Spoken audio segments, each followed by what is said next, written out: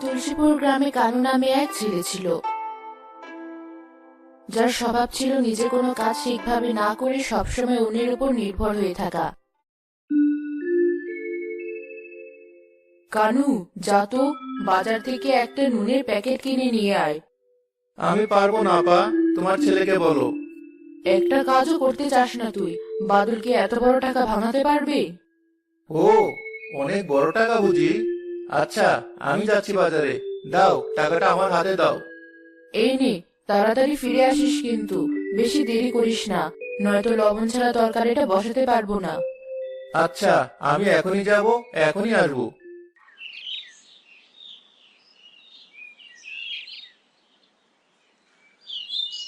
বাজারে গিয়ে সে সবার প্রথমে লটারির টিকিট কিনলো, তারপর গেল লবণ কিনতে। আজকেও কি লটারি টিকিট কিনেছো কেন? হ্যাঁ, এবারে নাম্বারগুলো বেশ ভালোই পড়েছে। মনে হয় লটারিটা এবার লেগেই যাবে। ওসব লটারির পুরস্কার আমাদের কপালে নেই মনে হয়, নয়তো সে কবে থেকে লটারি টিকিট কিনি আমরা। এতদিনে লেগেই যেত। আরে, এত তাড়াতাড়ি আশা ছেড়ে দিলে হবে? আমি তো আজকেও 10টা লটারি টিকিট কিনেছি। ওসব বাদ দাও, শুনেছি আমাদের গ্রামে চৌধুরী সাহেব ফিরে এসেছে। তার নাকি অনেক টাকা পয়সা, গ্রামের মানুষজনও তাকে অনেক সম্মান করে।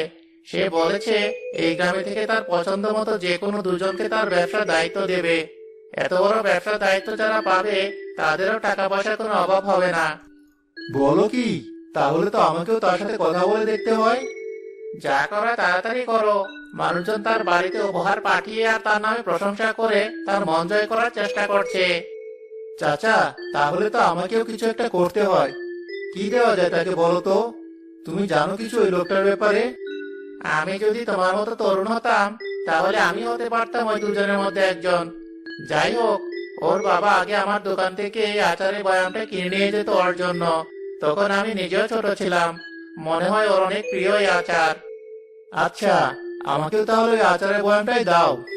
এই নাও, ধরো তোমার টাকা। কি হলো, এখনো দাঁড়িয়ে থেকে দেরি করছো কেন? তাড়াতাড়ি যাও। আমার বাকি টাকা ফেরত দিবে না? এত বড় টাকা দিলাম তোমায়। কোনো টাকা ফেরত পাবে না তুমি। এই আচারের দাম কত জানো? কিন্তু আপা তো বলেছিল লবণ কিনে নিয়ে যেতে। টাকা ছাড়া কি দিয়ে লবণ কিনে নিয়ে যাব আমি? তুমি আমাকে এখন একটা লবণের প্যাকেট বাকি দাও। টাকা পেলে আমি তোমাকে দাম দিয়ে দিব। না বাপু, তোমার কাছে বাকি বিক্রি করা অনেক আগে বন্ধ করে দিয়েছিলাম তুমি বাকি টাকা দাও না বলে। একই ভুল বারবার করব না। এবারই শেষ। একবার যদি শুধু ওই কাজটা পাই, তোমার কোনো অভাব থাকতে দেব না আমি। কথা দিলাম। এবার ওই নুনের প্যাকেটটা দাও অন্তত। ঠিক আছে, ঠিক আছে, এই নাও। চাচা, তোমাকে অনেক ধন্যবাদ। তোমার এই অবদানের কথা আমি কোনোদিনও ভুলবো না। আজ তাহলে আসি।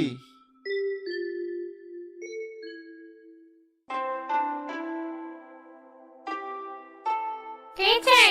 এই ভর দুপুরে এখানে কেন? জি, এই জিনিসটা দেওয়ার জন্য এসেছিলাম আর কি। অন্য জিনিসগুলোর সাথে রেখে যাও, কর্তা যখন আসবে তখন দেখে নিবে।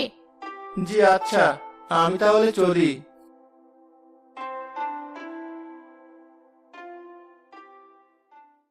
এসেছিস তুই? এত দেরি করলি কেন? তোকে না সে কখন বলেছিলাম লবণ আনতে? আর বলো না আপা, জরুরি একটা কাজে ব্যস্ত হয়ে পড়েছিলাম। এই নাও তোমার লবণ। আর বাকি টাকা? নেই বাকি টাকা, সব খরচ করে ফেলেছি। কি বলিস? এতগুলো টাকা কোথায় খরচ করলি? আবার লটারির টিকিট কিনে টাকাগুলো শেষ করেছিস, তাই না? তোর দুলাভাইকে আমি এখন কি জবাব দেব? এত বড় হয়েছিস তুই, এখনো কাজ কারবারের কোনো খবর নেই। না আপা, লটারি টিকিট কিনে টাকা শেষ করিনি। শুনো, আমাদের গ্রামে চৌধুরী সাহেব ফিরে এসেছেন। তার নাকি অনেক টাকা পয়সা। সে নাকি দুজন লোক নেবে তার ব্যবসায়। তাই ভেবেছি তার একটু তোষামতি করে আর তোমাদের থেকে কিছু টাকা নিয়ে কাজটা হাতিয়ে নেব। তোষামতি করা ছাড়া আর কিছু পারিস তুই, যে তোকে ওই লোক তার কাজে নেবে? আরে আপা, নেবে নেবে। তুমি শুধু দেখো আমি কি করি। সব ভেবে রেখেছি। নিজে কোনো কাজ না পারলেও আসল কাজের লোক খুব ভালোভাবে চেনা আছে আমার। যা খুশি তাই কর, আমি আর তোকে বোঝাতে পারবো না। পরে যেন তোকে পস্তাতে না হয়, এই কথাটা মাথায় রাখিস।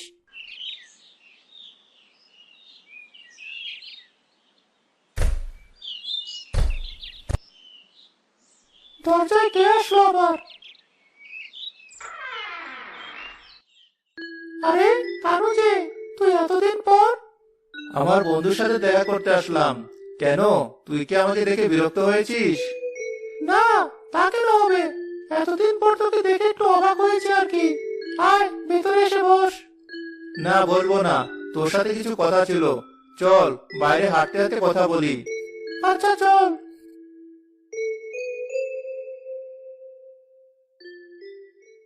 তো বুঝেছিস ব্যাপারটা?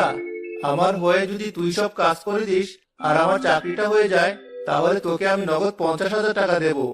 আমি জানি চাচি চিকিৎসার জন্য তোর এখন খুব দরকার টাকাগুলোর। আমি নিজেও যদি চাকরিটা পেয়ে যাই? যদি আমরা দুজনেই চাকরিটা পাই তাহলে তো ভালোই। চাকরিতে আমার সব কাজ তোকে দিয়েই করাতে পারবো। কিন্তু তোর জন্য যদি কোনোভাবে আমার চাকরিটা বাদ পড়ে যায়, তাহলে তো তুই কোনো টাকা পাবি না, সাথে তোর চাকরি চালানোর ব্যবস্থাও করবো আমি।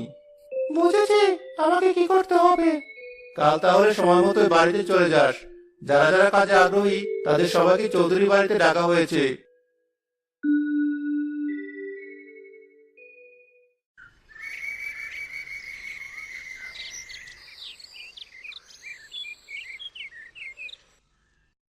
পরের দিন সবাই মিলে চৌধুরী বাড়িতে হাজির হলো।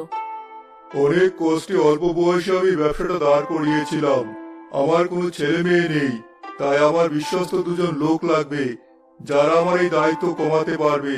তোমাদের মধ্য থেকে আমি সেই দুজনকে পেয়ে যাব আশা করি। জি চৌধুরী সাহেব, আপনি যে একদম যোগ্য লোক নির্ধারণ করবেন তা আমাদের জানা আছে। আপনার মতো বুদ্ধিমান মানুষ এই জীবনে আমি আর দেখিনি। বেশ ভালো। মতি, ওদের সবার হাতে খাতাগুলো দিয়ে দাও। খাতা দিয়ে কি হবে? ব্যস্ত হওয়ার কিছু নেই। আমার ব্যবসার অনেক হিসাব নিকাশ করতে হয়। একটা সংখ্যার একটা গরমিল হলেই দেখা যায় অনেক লোকসান হয়ে গেছে। তাই ঠান্ডা মাথায় এখন যে সবচেয়ে দ্রুত হিসাব করে শেষ করতে পারবে সেই এগিয়ে থাকবে সবার থেকে।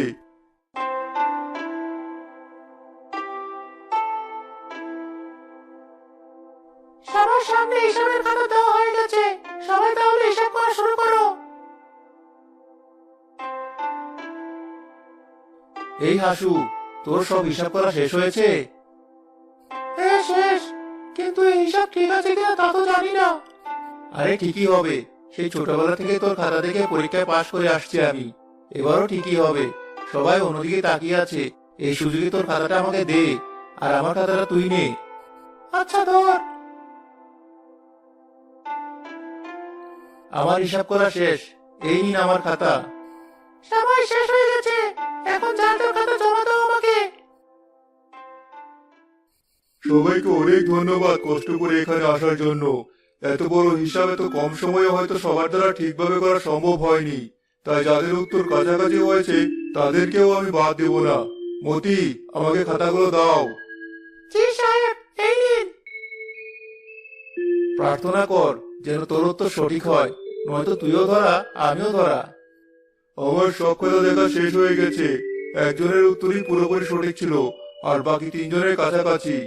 আমি এখন যে চারজনের নাম বলবো তারা বলতে বাকি সবাই চলে যেতে পারো। জি বলুন নামগুলো। কানু, হাসু, সবুজ আর রহিম বাদে বাকিরা চলে যাও। একমাত্র কানুই ঠিক উত্তর দিতে পেরেছে, আর বাকিরা কাছাকাছি উত্তর দিয়েছে। দেখেছিস শাশু, আমি বলেছিলাম না তোর উত্তর ভুল হবে না। আমিও তেমন খারাপ করিনি, নয়তো পরের পর্যায়ে তুই না যেতে পারলে আমার বিপদ হয়ে যেত। এরপর দেখা হবে এখানে সবচেয়ে বেশি পরিশ্রমী কে। বাইরে 30টা বস্তা রাখা আছে, যে কম সময়ের মধ্যে ওখান থেকে 10টা বস্তা এনে এখানে রাখতে পারবি সেই যাবে পরবর্তী পর্যায়ে। তুই তো একটু কাজ করে হাঁপিয়ে যাস, পারবি এতগুলো বস্তা আনতে? তুই তো আছিসই, এই বাড়ির কাছে আসা অবধি 2টি করে বস্তা একসাথে টেনে আনবি। কাছে আসার পর একটা বস্তা আমায় দিয়ে দিবি, তাহলেই তো হবে। কিন্তু কেউ দেখে ফেললে? কেউ দেখবে না, আমি তোর জন্য বাড়ির কাছে দাঁড়িয়ে অপেক্ষা করব। আমি আমার বস্তা নিয়ে রওনা হওয়ার পর তুই তোর বস্তা নিয়ে এখানে আসবি। ঠিক আছে। আচ্ছা, এবার তাহলে তোমরা সবাই শুরু করো। কানুর পরিকল্পনা মতো হাসু প্রতিবার 2টো করে বস্তা নিয়ে গিয়ে একটা কানুকে দিল। সবার আগে কানু 10টা বস্তা জমা করে ফেললো। বাহ, বেশ ভালো। তোমাদের যেমন বুদ্ধি তেমন শক্তিও আছে দেখছি। তোমরা হয়তো ভাবছো এত বড় ব্যবসা এত কর্মচারী থাকতে তোমাদের দিয়ে বস্তা কেন টানাচ্ছি। বাবার সম্পদ থাকলেও আমি সম্পূর্ণ নিজের চেষ্টায় আজ এ পর্যন্ত এসেছি। নিজের ছোটখাটো সব কাজগুলো নিজেই করেছি। তাই আমি চাই আমার মতোই কেউ আমার ব্যবসার দায়িত্ব নিক। জি, আমরা জানি আপনি অনেক পরিশ্রমী, তাই তো আমরা সর্বোচ্চ চেষ্টা করেছি আপনার মতো হওয়ার। মনে হয় তোমাদের মধ্যেই কেউ আমাকে আমার পছন্দের আচারটা উপহার হিসাবে পাঠিয়েছিলে। জি, আমি দিয়েছিলাম আপনাকে ওই আচার। তোমাকে অনেক ধন্যবাদ। খুব কম মানুষই জানে আমার এই পছন্দের ব্যাপারে। ঠিক আছে, এবার তোমরা তৈরি হয়ে নাও শেষ একটা পরীক্ষার জন্য। আমার যেটা কেউ এবার আটকাতে পারবে না হাসু। আমারও তাই মনে হয়। তোমাদের এবারে পরীক্ষা হলো, তোমাদের সবাইকে একটা করে খাবারের প্যাকেট দেওয়া হবে বিক্রি করার জন্য। যে সব থেকে দ্রুত ও কম সময়ে বেশি দামে প্যাকেটটা বিক্রি করতে পারবে সেই জিতবে। এ তো খুব সহজ কাজ, এবার আমি জিতবো। কেউ আর আমাকে এই চাকরিটা পাওয়া থেকে আটকাতে পারবে না। তোমরা সবাই তৈরি তো? ধরো, এই প্যাকেটগুলো নিয়ে বাড়ি চলে যাও। কানু, এখন আমি তোকে কিভাবে সাহায্য করব? দে, তোর প্যাকেটটা আমার হাতে দে, দুটো একসাথে বিক্রি করি। কোনো দরকার নেই তো সাহায্যের এখন আমার। বাড়ি থেকে আবার কাছে চেয়ে এই টাকাটা নিয়ে এসেছি। খাবারের প্যাকেটটা ফেলে দিয়ে চৌধুরী সাহেবকে এই টাকাটা দিয়ে আমি জিতবো। আচ্ছা, দেখি তাহলে আমি এটা বিক্রি করতে পারি কিনা কারো কাছে।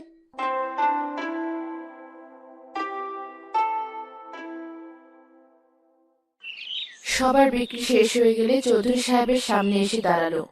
সবচেয়ে বেশি দামে আর সবচেয়ে দ্রুত খাবারের প্যাকেটটা বিক্রি করেছে কানু, তারপর বাকি দুইজন।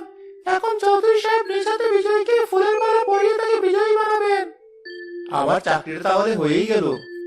হাসু, তোমাকে স্বাগতম আমার এখানে।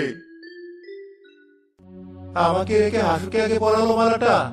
যাই হোক, এবার আমাকে দিবে মনে হয়। বাকিরা চলে যেতে পারো। কিন্তু কেন? আপনি তো বলেছিলেন দুজনকে দায়িত্ব দিবেন। আমি এত ভালো করার পরও হাসু কিভাবে পেল এই দায়িত্ব? কারণ হাসু তোমার থেকে সব দিক থেকে এগিয়ে ছিল। সবুজ নামে যে তোমাদের সাথে পরীক্ষা অংশ নিয়েছিল সে সব দেখেছে। তুমি কিভাবে পরগাছার মতো হাসুর উপর নির্ভর করে সব পরীক্ষায় পাশ করেছো। তোমার মতো ধোঁকাবাজ আর অলস আর অসৎ কাউকে আমার ব্যবসায় আমি কখনো নেব না। তুমি এখন আসতে পারো। কানু পরাজিত হয়ে চুপচাপ সেখান থেকে চলে গেল।